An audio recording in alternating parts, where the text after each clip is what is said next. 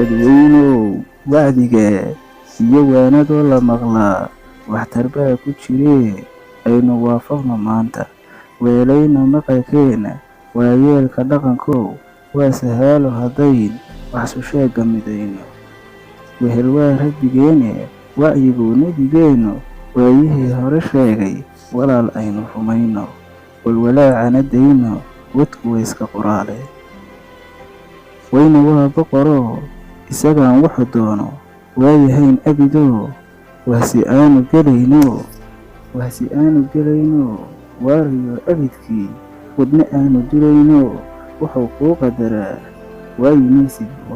waayimaysid hubaaloo waa siduu u caddeeyey culayska waxyeeladiisa cusri iyo fudayd baa bedela